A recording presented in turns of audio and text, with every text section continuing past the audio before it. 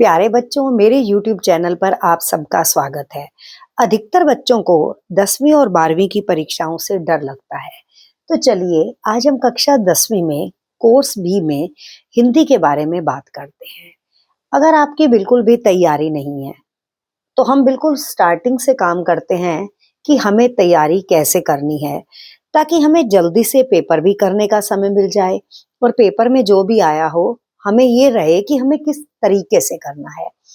आप ये देखो, हिंदी कोर्स बी में हमारे पास 16 अंक जो हैं वो व्याकरण के हैं। अब 16 अंक जो व्याकरण के हैं, इसमें 4 अंक का तो है पदबंध, 4 अंक के हमारे पास हैं समास, 4 अंक के हैं हमारे पास मुहावरे, और ऐसे ही हमारे पास 4 अंक के हैं वाक्य परिवर्तन।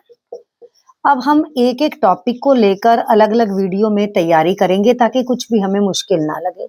16 अंक हमारे पास ये हैं, जिसमें मुहावरे हमारे पास सबसे आसान तरीका है। पाठों के अंतर्गत जितने भी स्पर्श या संचयन में मुहावरे आए हैं, हम उनको याद करें, और अगर वो याद नहीं होते तो कम से कम पाठ को ही पढ़ लीजिए। पाठ को पढ़ने से हमें पता लग जाता है इसके अंतर्गत कौन सा मुहावरा आया है।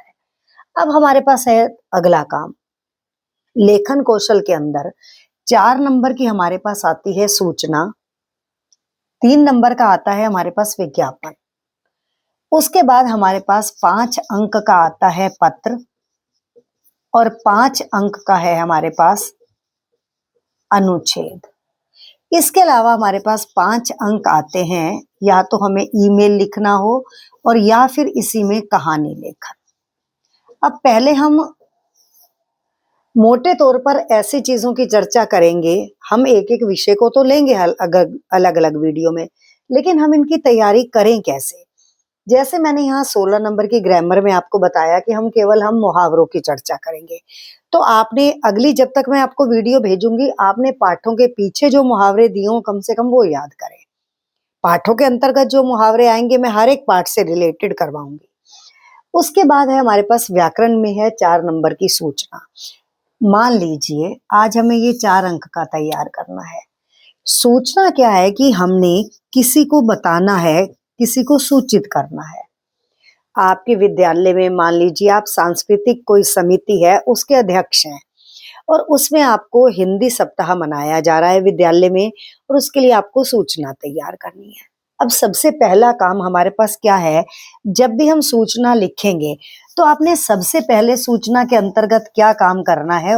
ऊपर किसके बारे में है, आप क्या अध्यक्ष हैं।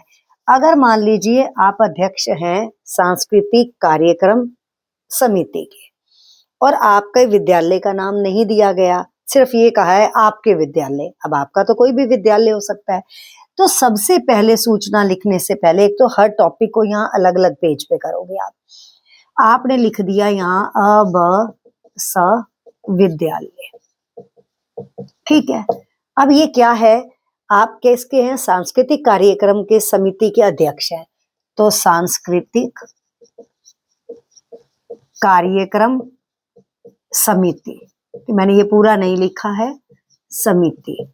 अब इसमें क्या करना है, जब भी हम ये वाला काम करेंगे सांस्कृतिक कार्यक्रम समिति, इसके अंतर्गत 2 लाइनें लिखने के बाद, यहाँ जगह नहीं है मैं इसलिए इसको हटा रही हूँ, विद्यालय के बारे में लिख दिया, सांस्कृतिक कार्यक्रम समिति लिख दिया।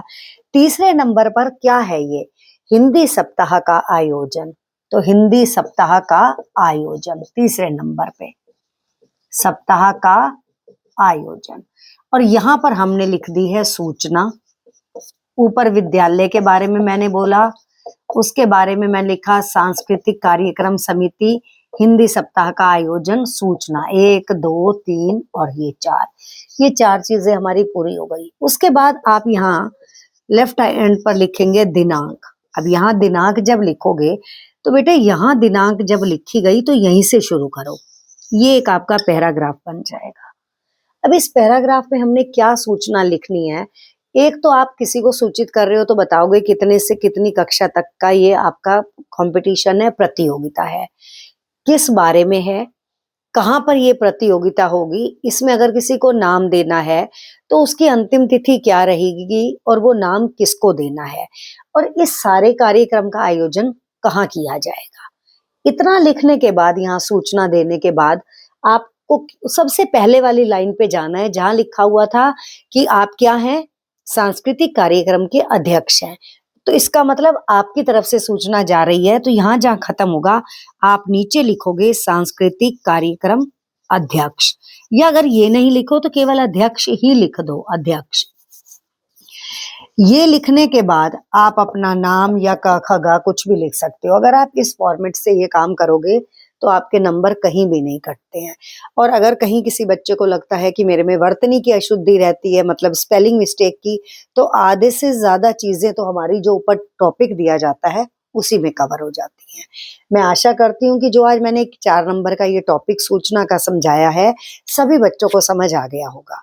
कल हम नई वीडियो में हम अगला टॉपिक लेंगे, विज्ञापन, और इसी तरह से मैं सारे टॉपिक ग्रामर के करवा दूंगी, आपको व्याकरण का काम करवाऊंगी और हर एक पाठ की एक शॉर्ट वीडियो भेजूंगी, ताकि आपको उस पाठ का सार, उसमें जुड़े हुए मुख्य पात्र या मतलब कैरेक्टर, चरित्र चित्रण और जो भी मुहावरे हैं वो सब भी हम साथ के साथ करें।